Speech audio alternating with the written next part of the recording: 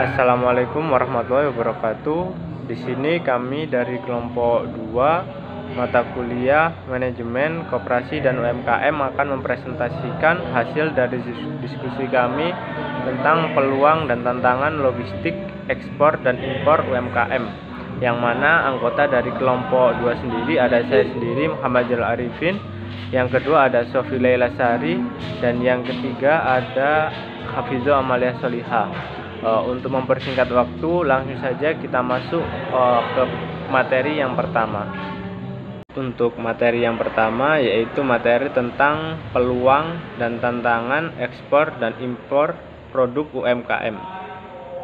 Untuk kegiatan ekspor sendiri, yang mana kita ketahui di era yang semakin maju saat ini, baik di bidang digital maupun di bidang ekonomi, yang mana membuat UMKM menjadi salah satu kegiatan ekonomi yang banyak dilirik oleh banyak pihak, baik itu dari pihak masyarakat yang akan menjalankan atau merintis UMKM ataupun para investor yang akan menanamkan modalnya. Situasi ini pastinya akan membuat persaingan yang ada dalam UMKM dalam negeri menjadi cukup ramai. Maka dari itu, secara tidak langsung para pelaku UMKM harus lebih pandai lagi dalam melihat pasar dari produk yang dimiliki. Dan saat ini dengan adanya perdagangan bebas memberikan peluang yang sangat besar bagi UMKM yang ada di Indonesia. Peluang yang sangat besar ini harus benar-benar bisa dimanfaatkan oleh para pelaku UMKM yang ada di Indonesia.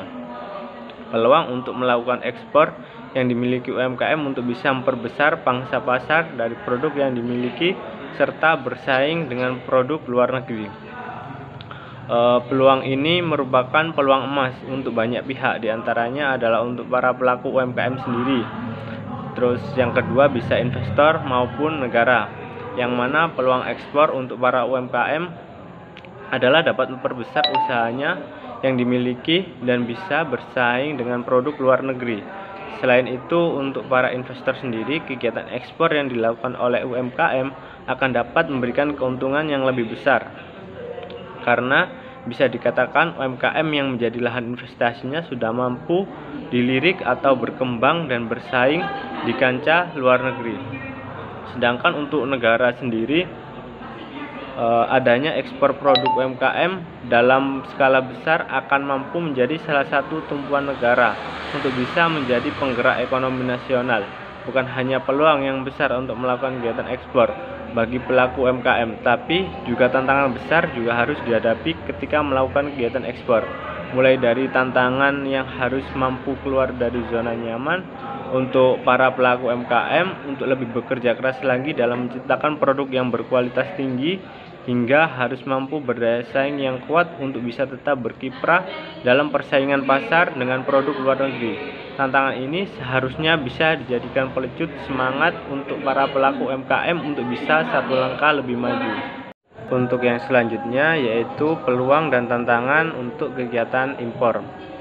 Jadi peluang dan tantangan ini tidak hanya ada untuk kegiatan ekspor saja, tetapi dalam kegiatan impor juga memiliki peluang serta tantangan yang cukup besar, mengingat dunia digital yang begitu pesat perkembangannya yang diikuti dengan kegiatan pasar yang semakin membuka lebar peluang pemasaran.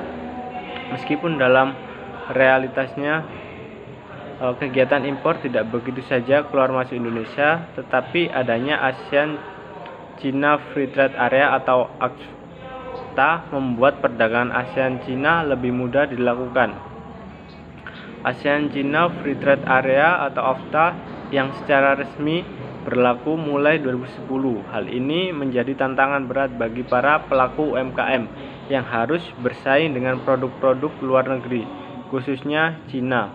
Yang kita ketahui bahwa produk Cina ini sudah tidak asing lagi bagi masyarakat Indonesia, yang bisa dikatakan produk Cina ini memiliki harga yang lebih rendah di pasaran. Jelas keadaan ini membuat para pelaku UMKM yang ada di Indonesia harus benar-benar bekerja keras untuk bersaing dengan produk-produk dari luar negeri yang masuk di Indonesia. Jadi tantangannya itu bukan hanya bersaing dengan sesama UMKM yang ada di Indonesia, tetapi produk impor yang datang dari luar negeri juga menambah tantangan bagi para UMKM yang ada di Indonesia. Selain itu, peran pemerintah dalam mendukung serta mendorong UMKM untuk bisa berkembang menjadi salah satu support system yang sangat dibutuhkan oleh para pelaku UMKM, baik itu dalam bidang permodalan ataupun pelatihan untuk bisa memperkuat pasar dari produk UMKM. Tetapi tidak boleh berkecil hati dengan keadaan pasar dan banyaknya produk impor yang masuk ke Indonesia. Kita harus juga bisa melihat peluang atau hal positif yang bisa kita dapatkan dari banyaknya barang impor yang masuk ke Indonesia. Dengan banyaknya produk yang masuk ke Indonesia, secara tidak langsung akan membuat peningkatan kualitas serta mutu dari produk UMKM yang ada di Indonesia. Karena pelaku UMKM yang ada di Indonesia akan dipaksa untuk lebih kreatif dan inovatif dalam mengembangkan produk yang dimiliki. Situasi inilah yang harusnya menjadi peluang yang harus dimanfaatkan oleh pemerintah. Pemerintah perlu menggandeng semua pihak yang bisa menyokong perkembangan UMKM yang ada di Indonesia, baik perbankan maupun balai pembinaan yang ada di Indonesia. Adalah materi kedua yang akan saya jelaskan, yaitu prosedur perizinan ekspor produksi UMKM. Pada dasarnya, semua produksi UMKM sudah ada ketentuannya.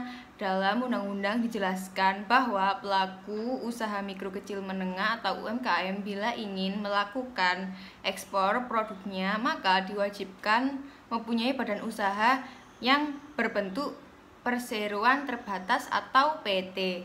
Terlebih dahulu, hal ini sesuai dengan Peraturan Menteri Perdagangan RI Nomor 77 MDAG per 12/2013 tentang penerbitan surat izin usaha perdagangan atau SIUP dan tanda daftar perusahaan atau TDP secara simultan bagi perusahaan perdagangan dan Perda nomor 6 tahun 2009 tentang SIUP. Berikut adalah langkah-langkah prosedur perizinan yang harus dilakukan sebagai pembuat usaha agar barang yang diproduksi bisa diekspor dengan cara atau ketentuan sebagai berikut. Yang pertama adalah persiapan administrasi. Untuk suatu bidang perusahaan yang akan melakukan bisnis internasional tentunya harus memiliki kantor tetap atau kontrak jangka panjang, serta perlengkapan dan kelengkapan pendukung lainnya. Selain itu, para pelaku usaha juga harus memiliki sistem komunikasi operasional dan jaringan pribadi yang dapat mereka komunikasikan dalam bahasa Inggris serta menyusun company profile dalam bahan informasi dan promosi bagi calon pembelinya. Yang kedua adalah legalitas sebagai eksportir. Oleh karena itu, seorang calon eksportir juga harus menyiapkan legalitas yang diperlukan untuk mengekspor produksinya. Beberapa persyaratan yang harus disiapkan antara lain adalah mempunyai surat izin usaha atau SIUP, lalu tanda daftar perusahaan atau TDP, dan nomor pokok wajib pokok atau NPWP, serta dokumen lainnya yang disyaratkan oleh peraturan perundang-undangan yang berlaku. Setelah persyaratan tersebut terpenuhi, maka pelaku usaha juga harus menyiapkan dokumen lain sebagai kontrak penjualan, faktur komersial atau letter of credit, lalu pemberitahuan ekspor barang atau PEB, lalu bill of lading, lalu polis asuransi, lalu waybill, serta sertifikat asal, dan deklarasi kualitas dan kebijakan ekspor untuk eksportir. Yang ketiga adalah persiapan produk ekspor. Selama persiapan di atas terpenuhi, pemain komersial juga harus dapat mengetahui ketentuan persyaratan internasional atau kondisi persyaratan pasar luar negeri seperti kuantitas, kualitas, pengemasan, pelabelan, pembiayaan, dan pengiriman waktu. pelaku komersial juga harus menghitung biaya yang harus diperlukan mulai dari biaya produksi hingga pemasaran agar dapat menentukan harga jual produk. Yang keempat adalah persiapan operasional. Nah, di sini juga pelaku harus memperlihatkan masalah operasionalnya juga, seperti proses ekspor, prosedurnya, dan dokumen-dokumen untuk ekspor barang tersebut. Nah, lalu banyak sekali pemangku kepentingan perusahaan dapat mengikuti pelatihan yang diberikan di Balai Diklat Ekspor sesuatu daerah agar mengerti bagaimana ekspor itu. Meski pemerintah telah memberikan upaya untuk melatih banyak orang, biasanya juga ada kendala dalam ekspor dan impor. Maka dari itu, perusahaan juga harus hati-hati untuk menghindari sengketa komersial. Di sisi lain, perusahaan juga harus menyesuaikan produknya dengan selera pasar atau sasarannya, mulai dari desain produk, preferensi, dokumen, termasuk standar produk yang berlaku dan kebijakan perdagangan. Sekian dan terima kasih. Baik, saya sebagai pemateri terakhir, di sini saya akan menjelaskan manajemen logistik UMKM.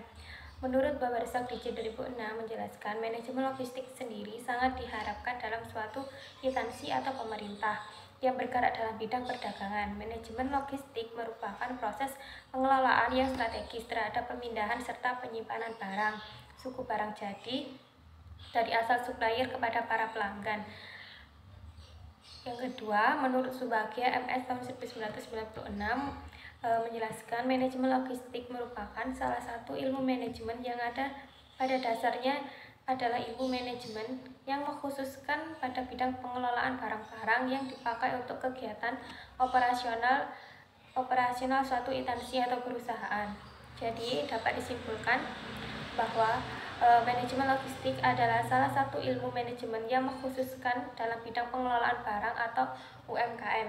Manajemen logistik juga bagian dari proses supply chain management yang memiliki fungsi penting dalam perencanaan, pengendalian efektivitas dan efisiensi, penyimpanan dan aliran barang, pelaksanaan, pelayanan dan informasi hingga titik konsumsi guna memenuhi keperluan konsumen.